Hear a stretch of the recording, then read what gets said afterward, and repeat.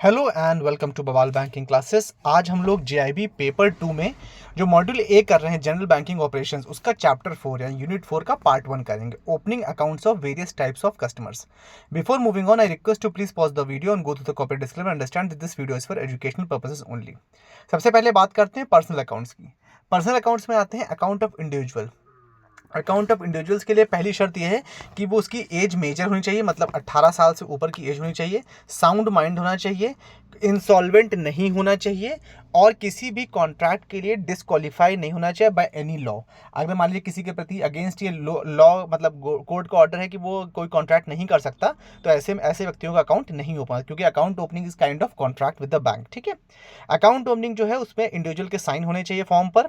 साथ ही साथ जो इंडिविजुअल है वो साउंड माइंड होना चाहिए। माइनर अगर अकाउंट खोल रहा है तो उसके लिए कोर्ट अपॉइंटेड गार्जियन या फिर नेचुरल गार्जियन जो है वो साइन करता है। ज्वाइंट अकाउंट होल्डर के केस में ज्वाइंट अकाउंट आपको पता है कि दो या दो से ज़्यादा इंडिविजुअल्स के लिए खोला जाएगा। जो दोनों जॉइंट होल्डर्स होंगे उनके बीच की जो रिलेशनशिप होगी वो लिखी जाएगी। साथ ही साथ क्या पर्पस है जॉइंट अकाउंट खोलने का वो भी लिखा जाएगा। क्या एक्सपेक्टेड फंड फ्लो होगा, मतलब पैसा कहाँ से आएगा कहाँ जाएगा, ये सारी चीज़ें भी उसमें मेंशन होंगी, मतलब जानकारी की जाएगी।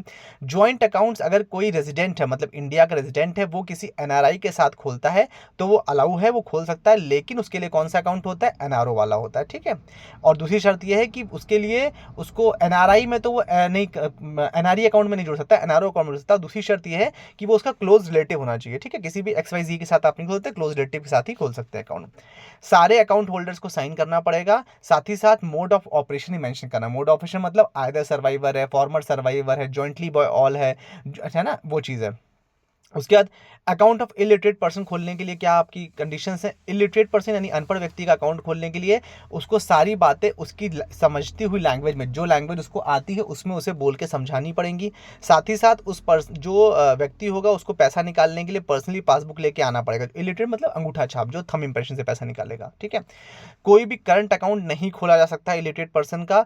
उसको चेकबुक भी इशू नहीं की जाएगी, उसको एटीएम भी नहीं दिया जाता। ये सब इलिटरेट पर्सन के लिए सब नेगेटिव चीज़ें उनको नहीं दी जा सकती। ठीक है, इसके केस में जो इलिटरेट पर्सन होगा उसमें जो कोई व्यक्ति बैंक को भली भांति जानता होगा वो उसके लिए अटेस्ट करेगा, मतलब उसका थंब इंप्रेशन अटेस्ट करेगा कि यही व्यक्ति है। ठीक है, पासपोर्ट साइज फोटोग्राफ लगानी है। हर एक विड्रॉल जब भी वो पैसा निकालेगा वो पैसा उसको ओरली बोल के कंफर्म किया जाएगा कि आप इतना पैसा निकाल लो, because he is the illiterate. ठीक है, अगर इलिटरेट डिपॉजिटर अगर अलाउ करता है कि हमारे बैंक में ऑथराइजेशन कम आइडेंटिटी लेटर अगर कोई लगाया जाए तो वो ऑपरेटेड जॉइंटली बाय बोथ होगा। अगर कोई इंडेमनिटी लेटर मतलब कोई ऑथराइजेशन अगर वो लगाता है, इंडेमनिटी लेटर कोई उसका होता है, तो जॉइंटली बाय ऑल के केस में वो ऑपरेट हो सकता है। साथ ही साथ उसे ये व्यक्ति देना पड़ेगा।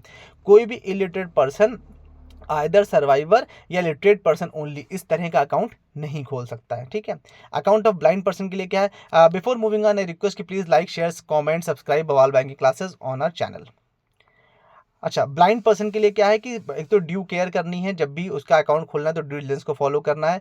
और क्या होता है ब्लाइंड पर्सन में ज़्यादातर जो सिग्नेचर होते हैं वो कंसिस्टेंट नहीं हो पाते, तो उनकी कंसिस्टेंसी को भी चेक करना है। पासपोर्ट साइज फोटोग्राफ लेनी है। सिग्नेचर और थंब इंप्रेशन जो ब्लाइंड पर्सन का है वो किसी वेल नोन कस्टमर जो बैंक का होगा पर्सन का, उससे अटेस्ट करवाना है।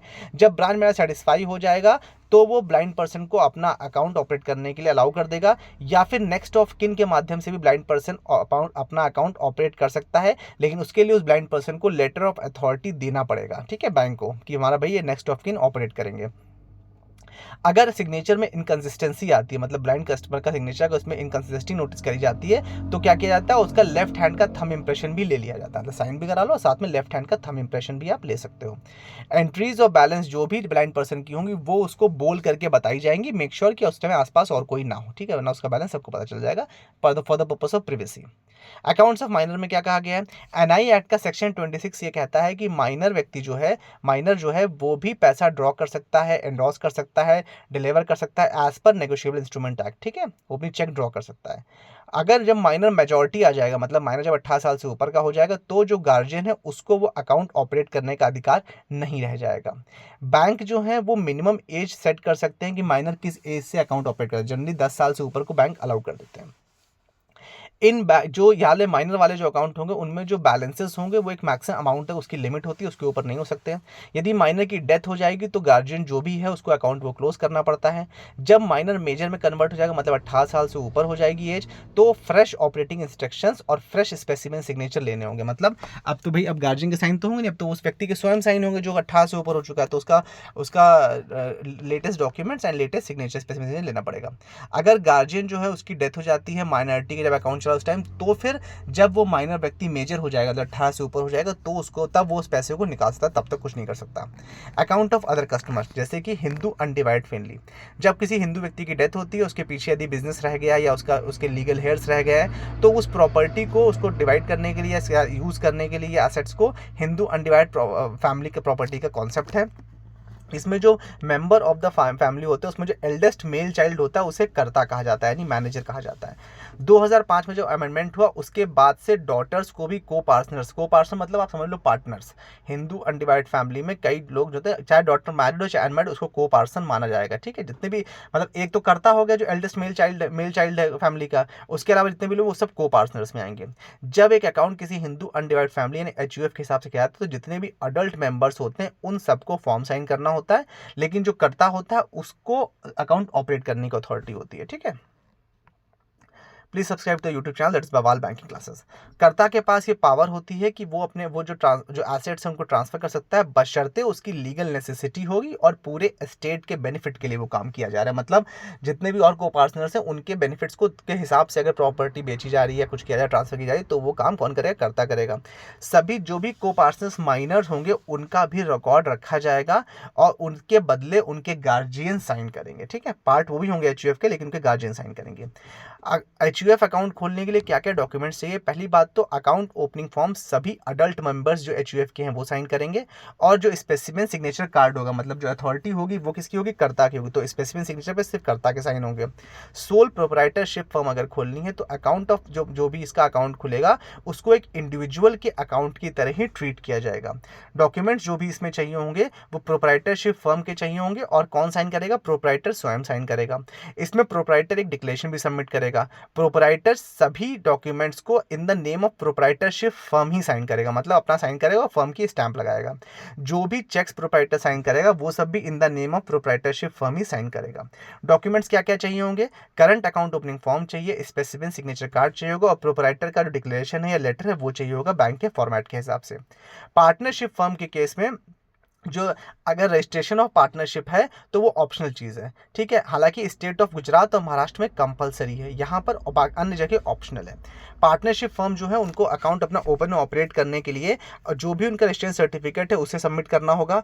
उसके साथ ही साथ सभी पार्टनर्स को फर्म के बिहाफ पर साइन करने होंगे, एज ए इंडिविजुअल नहीं, फर्म के बिहाफ पर। जो भी चेक्स पेबल होंगी वो सारी की सारी कुछ कंपनी के मतलब फर्म के अकाउंट में जाएंगी, किसी भी पर्टिकुलर एम्प्लॉय या पार्टनर के अकाउंट में चेक नहीं जा सकती।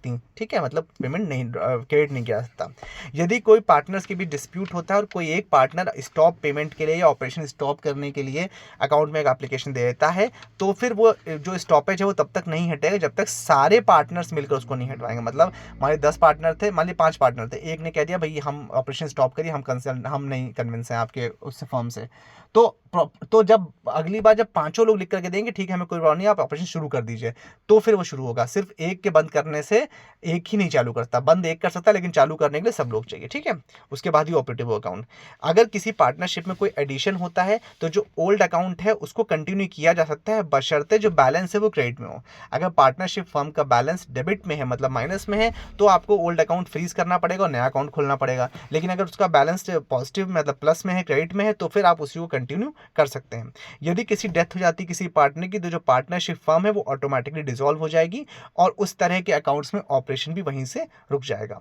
पार्टनरशिप फर्म अकाउंट खोलने के लिए करंट अकाउंट ओपनिंग फॉर्म चाहिए, स्पेसिमेन सिग्नेचर कार्ड चाहिए जिसपे सारे पार्टनर्स के साइन होंगे, पार्टनरशिप का लेटर साइन चाहिए, सभी मेजर पार्टनर मतलब माइनर पार्टनर तो कोई नहीं, मेजर पार्टनर चाहिए, उसमें ओरिजिनल पार्टनरशिप डीड चाहिए उसकी सर्टिफाइड कॉपी के साथ में, सर्टिफिकेट ऑफ रजिस्ट्रेशन चाहिए यदि पार्टनरशिप रजिस्टर्ड है तो।